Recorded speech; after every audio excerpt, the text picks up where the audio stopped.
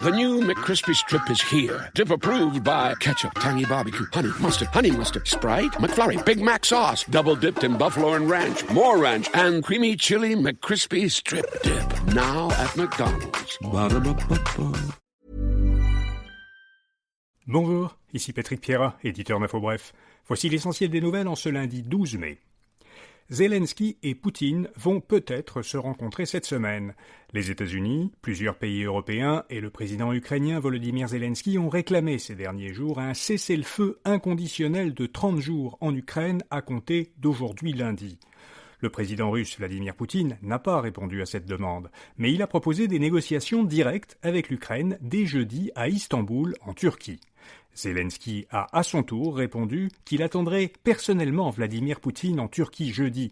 Zelensky et Poutine ne se sont rencontrés jusqu'à présent qu'une seule fois, c'était à Paris en 2019. Ils n'ont eu aucun échange direct depuis le début de la guerre en Ukraine. Alors qu'au Canada, le gouvernement Carney prévoit d'atteindre en 2030 l'objectif annuel de l'OTAN, qui est que ses pays membres dépensent au moins 2% de leur produit intérieur brut pour la défense, on apprend que l'objectif de l'OTAN va probablement plus que doubler. Le Premier ministre des Pays-Bas, Dick Schoof, a indiqué que le secrétaire général de l'OTAN, Mark Rutte, avait proposé aux 32 pays membres de l'Alliance de porter avant 2032 leurs dépenses militaires à 5% de leur PIB. Selon Dick Schoof, l'objectif qui sera proposé lors du sommet de l'OTAN qui aura lieu le mois prochain à La Haye, aux Pays-Bas, prévoit plus précisément 3,5% du PIB en dépenses militaires et 1,5% de dépenses connexes aux dépenses militaires, donc pour un total d'au moins 5%.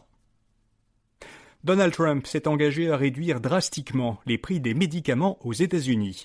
Il a annoncé qu'il allait signer ce matin un décret qui vise à diminuer presque immédiatement de 30 à 80% les prix des médicaments sur ordonnance et des produits pharmaceutiques vendus aux États-Unis. Trump affirme qu'il veut instaurer ce qu'on appelle une politique de la nation la plus favorisée. Selon cette politique, a-t-il indiqué, les États-Unis paieraient le même prix que la nation qui paie actuellement le prix le plus bas au monde. Trump a précisé que les prix des médicaments augmenteront ailleurs dans le monde pour compenser la baisse des prix aux États-Unis. Au Québec, la circonscription de Terrebonne repasse définitivement cette fois aux mains des libéraux. La libérale Tatiana Auguste avait été déclarée gagnante dans la circonscription le soir des élections fédérales.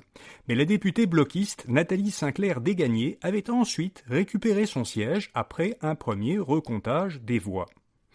À la suite d'un dépouillement judiciaire final, Tatiana Auguste a officiellement remporté l'élection avec une seule voix d'avance. Le Parti libéral du Canada a donc maintenant 170 députés à la Chambre des communes. Le Bloc québécois en compte désormais 22.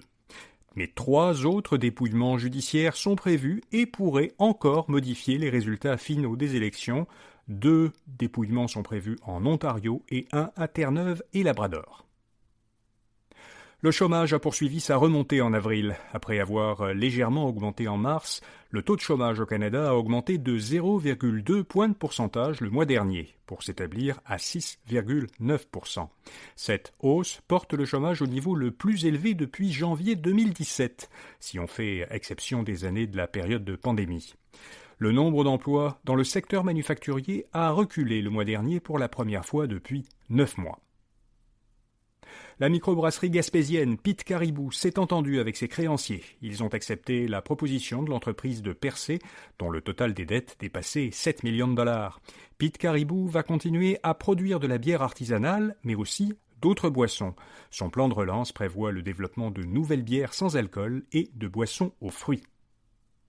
Un groupe d'entrepreneurs québécois achète Rocky Mountain. L'ancien propriétaire de cette marque de vélos de montagne, l'entreprise Beauceronne Industrie RAD, s'était protégée de ses créanciers en décembre dernier. Les nouveaux propriétaires de Rocky Mountain, qui sont 4 Québécois, veulent poursuivre les activités de la marque, qui a été fondée en 1981. Ils disent qu'ils vont honorer les garanties sur les vélos qui sont déjà vendus. Les activités de recherche et de développement de Rocky Mountain resteront à Vancouver, en Colombie-Britannique. Les repreneurs n'ont pas précisé ce qu'il adviendra des bureaux administratifs et des entrepôts qui, eux, sont situés au Québec. Et puis comme chaque lundi, InfoBref vous fait découvrir une jeune entreprise québécoise innovante. Cette semaine, on vous parle de Bankéo, une jeune pousse de Québec. Elle a conçu un service en ligne qui permet aux PME de trouver un comptable spécialisé qui réponde précisément à leurs besoins spécifiques. Pour en savoir plus sur ce service en ligne, lisez en 2 minutes le portrait de Bankéo à infobref.com ou en suivant le lien dans les notes de cet épisode. Voilà, vous savez l'essentiel. Bonne journée et à demain matin. This podcast is brought to you by Aura. By the time you hear about a data breach, your information has already been exposed for months. On average, companies take 277 days to report a breach. That's 9 months where hackers have access to your personal data. That's why we're thrilled to partner with Aura. Aura is an all-in-one digital safety solution that monitors the dark web for your phone number, email, and social security number, sending real-time alerts if your info is found. It also includes a VPN, password manager, and data broker removal to help keep you safe. For a limited time, Aura is offering a 14-day free trial plus a dark web scan to check if your personal information has been leaked, all for free at aura.com/safety. That's aura.com/safety to sign up and protect your loved ones. That's AURA.com/safety. Terms apply. Check the site for details.